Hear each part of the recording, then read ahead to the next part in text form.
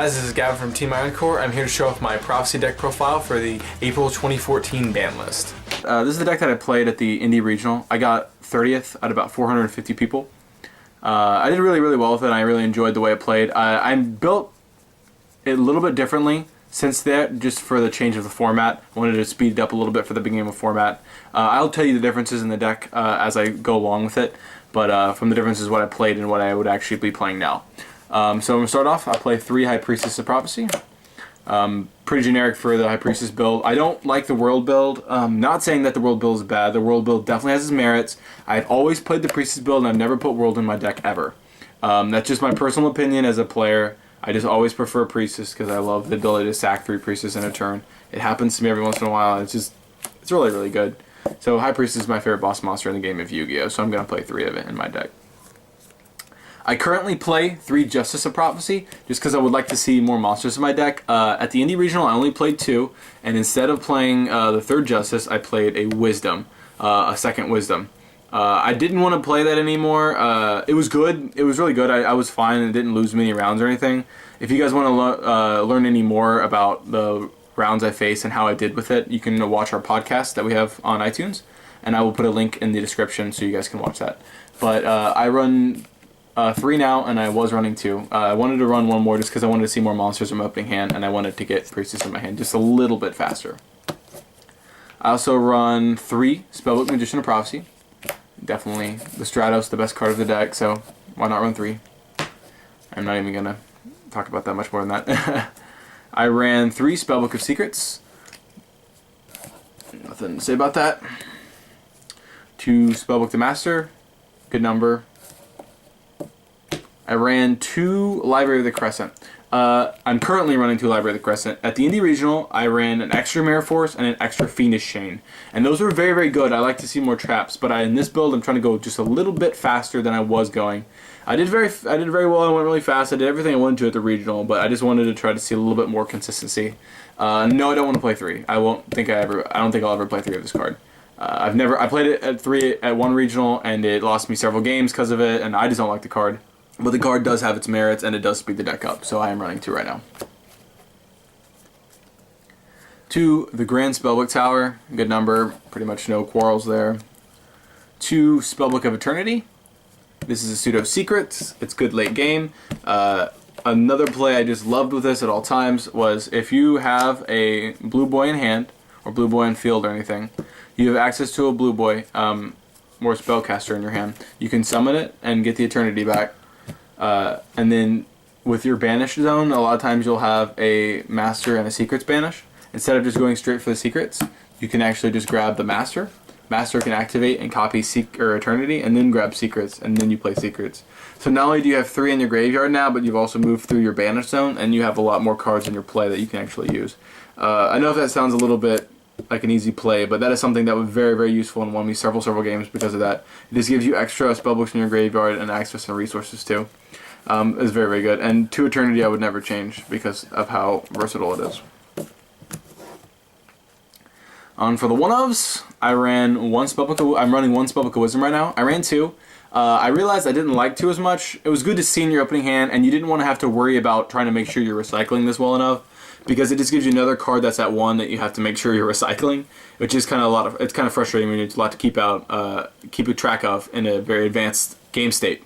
So I wanted to play 2. However, I realized since Raigeki Break is not flying around, and I don't really have to worry that much about Fiendish Chain. Like, Fiendish Chain was a pain in my butt, but more than often I would get Veilered. This would just be dead in my hand, and it was just kind of useless, so I only wanted to play 1. So I'm going to play 1 now. I run 1 Spellbook of Power. Spellbook of Power, good at 1, pretty much up. Unless you're running a bunch of level 4s with like Kaikus and Breakers and stuff, you only need to run 1 of this. 1 Spellbook of Life, good to recycle, all that jazz. And I run 3 Spellbook of Fate. Oh wait, I can't, so I run 1. 1 Spellbook of Fate. It's good. It's a generic trap. It's probably the best trap card in the game of Yu-Gi-Oh! In my opinion. Best trap card in the game of Yu-Gi-Oh! 2014. 3 Pots of Duality. Duality was really nice. I like to play Duality over Upstart, and I like to play Duality over Crescent. It gives you deep digs into your deck, and it gives you access to Justice in early and late game. Also, when you're side decking, I would always leave these in because in a grind game, if you can get your hands on a breaker or a kaiku, you can usually take advantage over that game. And it's just very, very nice to be able to see deep digging into your deck and grab the cards that you actually need at the time so that none of your hands are ever dead. And I don't like playing Upstart. I'm not saying Upstart's bad. Obviously, Upstart's amazing, but I didn't have room for it, and I would rather play Duality over Upstart. I run 2 MST. 2 MST has always been a good number for me. I've never really minded that. In my side deck, I run an extra MST and a Twister. And I run Twister instead of Dust Tornado just because of Mistake and Fiendish Chain and stuff like that. Also, I played, or Patrick Gufoyle, I'm sorry. I hope I'm not pronouncing his name wrong, who got 6th place at YCS Chicago, playing Fire Kings, and he had a Imperial Iron Wall that he activated to my Justice effect at the end phase, and I had a Twister and then instead of a Dust Tornado, so I won the duel. So that was really good. Book of Moon, nothing to say there. It's a Fate without any cost, so why not? 3 Reckless Greeds onto traps now. Reckless Greed was an awesome card. As you guys probably know by now, Reckless Greed helps thin decks out and helps speed decks up. But the reason why I really like it in this deck is because we have a recursive draw engine at the standby phase.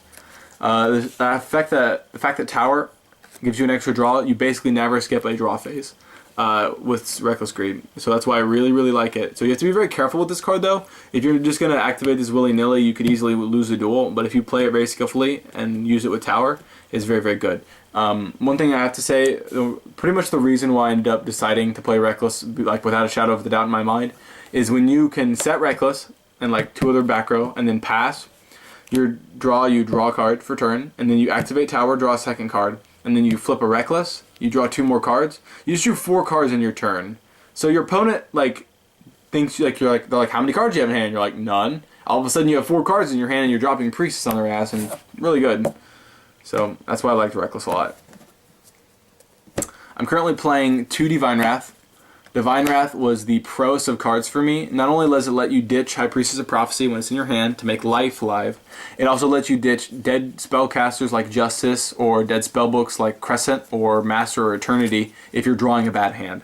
Now, the reason I built this deck with so many tutor and draw cards was because I didn't ever want to see a bad hand, and I've only seen a bad hand about twice with this throughout the tourney, throughout the regional or any of my locals I've played recently. So, like, Divine Wrath is basically just good because when I was playing it, the first regional I played this at, my biggest problems was that if I Fiendish Chain a card, I wouldn't really have an out to it, and my opponent could have MST, and it would just be dead. I also ran Veiler, and Veiler, I could Veiler their Wolfbark, or I could Veiler their Girgi Armor, I could Veiler all sorts of cards, but it wouldn't do anything for me, because the second next turn rolls around, they're just going to do the effect again. They're just going to do the same thing they're about to do over again.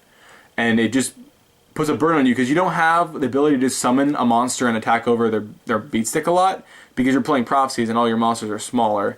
So because of that, I wanted to see Divine Wrath so I could get rid of their monsters and get rid of their problem cards. So that's why I ran Divine Wraths. I wouldn't change this number.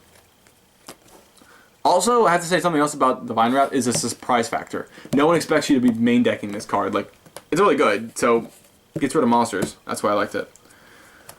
On to the next card. I played 1 Fiendish Chain nowadays. I played 2 at the regional, and 2 was really, really good. I'm going down to 1 right now just to test to see how it works because I would like to play Crescent at 2. So I want to see how this works. If I was going to take Crescent out, I would put in an extra Fiendish Chain and an extra Mirror Force and play it that way. And I don't think I would ever play 1 Crescent. I really don't know what I would do if I was just going to play 1. So 1 Fiendish Chain, it's been working out really well in locals. I do like it. Fiendish Chain is very good, but it's very susceptible to MST. Which is nice because your opponent usually has to save the MSC for your tower, so they have to decide between this and tower. But at the same time, it's just really susceptible to, if you're on a grind game and you're top decking this, it's just not very fun. So it's a really good card, and I loved it too when I played it, but I'm just testing it 1 for now. Leave your hate crimes in the comments. I played 1 Mirror Force. Mirror Force is really good. I loved it at 2. 1 is nice because it's very skillful. It makes your opponent think about the fact if you may be playing more than 1. And so something they just have to be thinking about the entire time you're dueling. And you can side this out and they still think you have it. So it's a very, very good card and I loved it a lot. The Triad around 1 Torrential Tribute, 1 Bottomless Trap Hole, and 1 Warning. Very good cards. Didn't mind seeing any of those at any point in the day. Very, very good. On to the extra deck inside. For extra deck, I ran one Herald of Pure Light. It's good for recycling, gives you different plays, getting blue boys back to hand, getting priestesses to hand, or putting priestesses back in deck if you need them for some reason. So it's very, very good. I loved it. Sometimes it's dead though, so that's why you only play one. Also play one Daigusto Phoenix, good for those pushes, but you have to be very careful because it's not a spellcaster, so that would always worry on me. I'm a very cautious player when I play this deck. I never just make a big push without knowing what my opponent has or knowing I have a way to stop what my opponent has. So Daigusto Phoenix, I only played 3 or 4 times when I had cleared my opponent's board. So I played one Gachi just for the fact sometimes it's nice to be able to pump up your High Priestess just a little bit. Also, it's really nice to swing into your opponent to give a little bit of damage when you don't want to make Phoenix if they have like 2 or 3 back row.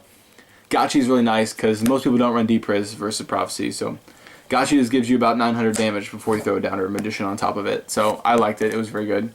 Also run one Shining Elf because it is a spellcaster and its effect is kind of relevant, I suppose. So Shining Elf was very nice. I ran a Hierophant of Prophecy and it actually made it in the regional. It was very, very funny and very good. No real reason to actually play this, but it's a good spellcaster and it's good. I'd probably play a Dracossack over it in a heartbeat if I owned a Dracossack and wasn't always lending my good cards out to my teammates. That was really good.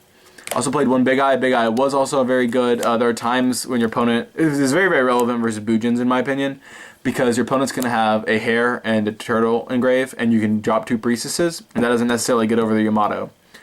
So you pop, they negate, you make a Big Eye and steal their guy, and then they have nothing. So it's a good way to get over Bujins. So I did make that several times. So one Downerd Magician. I think I would actually probably play a second Downerd Magician just for the case that you could summon a breaker and then possibly throw a life on a blue boy, and that would be a level 4. So I'd probably run 2 Magicians just because of that. I ran one Tempest Magician, one Arcanite Magician, one Scrap Dragon, one Crimson Blader, one Stardust, one Leo, one Hyper Librarian, and one Chimera Tech Fortress Dragon. The synchros are very irrelevant right now. I rarely synchro summon.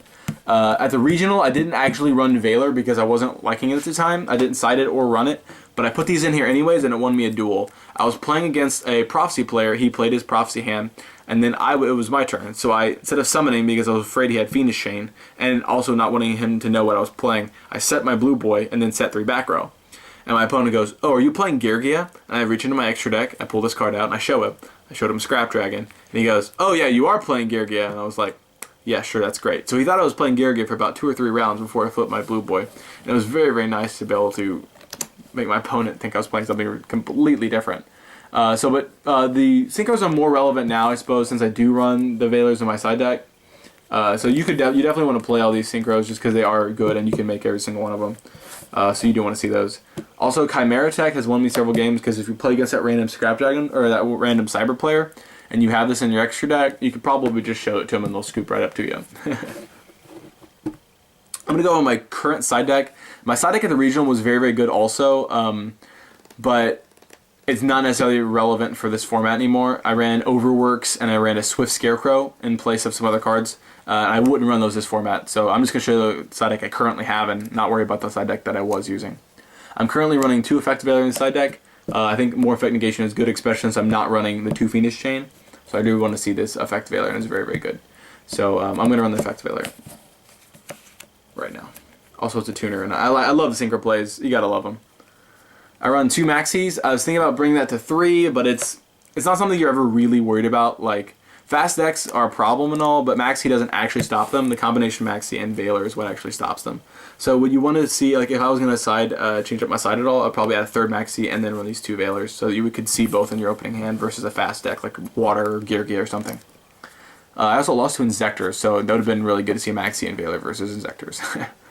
Last format, I was running 2 Breaker the Magical Warrior because it would help you attack over Fire Fist monsters and T-Kings and stuff. This format, I'm less worried about it, so I'm running 2 Kaikus for the Bujin matchup. I'm not really worried about Fire right now, and if I am, like I still have sides for Fire, so I'm just not really always worried about it at this exact second. So Kaikus go in because they stop the Quillins, Hares, Turtles, all that jazz. I'm running 1 Dark Hole on the side. I really miss this card when I don't play it. I love Dark Hole as a card, and I miss it when I don't play it. Because big old fast decks like Girgia or Water or something like that, they make a huge field and it's stupid. You don't have one card, like if you're in top deck mode in Prophecies, which it can happen every once in a while, you probably shouldn't be in top deck mode, but if you get there, then you're screwed, so you really need to see Darkhold just in case, so you can, it gives you more faith, it gives you heart in the cards. I played one Twister, it was very good, cleared Fiendish Chain's mistakes, Imperial Iron Walls, all that jazz, so it's really good. Fire formations at the time. The third MST, just for more back row removal. My current side deck tech, which is really, really good, I was citing Overworked instead of it last format, but this format I really like it. Swords of Concealing Light. We've talked about this in our discussion videos on our podcasts. There's another video I'm about to post that you guys can go check it out, our tech cards. And this is one of the cards we're talking about, and it'll explain all the reasons why we play this card, and it is very, very, very good in the meta. I run 2 Black Horn of Heaven, good against Girgia, good against Spirits, randomly, what? I don't know, I got sacked by Spirits, and it was really good. Game 1, he did the whole make a Lava Ball chain, stack BLS, draw BLS play, so he got me. Game 2, I wrecked him with Black Horns, because I had 2 set, and he just cried all day. And then Game 3, he bounced a Fiendish Chain to my hand with Yaksha. What? I had a Fiendish Chain face up, and he bounced it to hand for game, so definitely threw me by surprise that Yaksha is a card. I didn't really think I would see that. So Black Horns are really good though. I really like him. I run 2 DNA surgeries nowadays. I was running Overworks, and I've been debating about running Mind Crushes and stuff. I ran Mind Crushes in the tournament at the regional instead of these, just to play against like Boojins and Fire Fist and stuff. But DNA surgery was wrecking me by 2 or 3 players who played it against me. So this DNA surgery these DNA surgeries are in my deck simply to combat my opponent's DNA surgeries. And it's also very good against Fire and Boojins. You can play this against Boojins, and you probably just won the duel unless they have an out.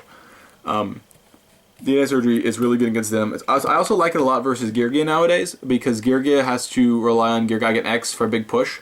They can still make 101, and they can still make Diamond Dire, and they can... Well, actually, they can't make Diamond Dire, because Diamond Dire can't pop anything with Surgery on the field. So that's one thing, guys. I really like DNA Surgery. It makes Girgia players have to really play around you, and they have to have the ability to make Excite Knight to get around this.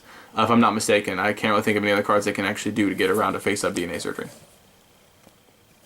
And then I run the 1 of Soul Drain, because if you draw it versus Water or like Boojins or something like that, like you probably win the duel, and it's really good. So that is the deck I play. I really enjoy it. I love playing Prophecy. I've been playing this deck since Abyss Rising, and I don't think I'll ever stop. I really enjoy it. My deck is definitely bound to make some changes as Primal Origins comes into play, and we see a lot of new different decks flying around. I'll definitely see a lot of different side deck cards. I'm actually debating running Jowgen the Spiritualist in my side deck, because it's very, very good. It's a spellcaster version of Fossil Dyna, and it's just very, very good. But anyways, thank you for watching. Keep an eye out for future deck profiles.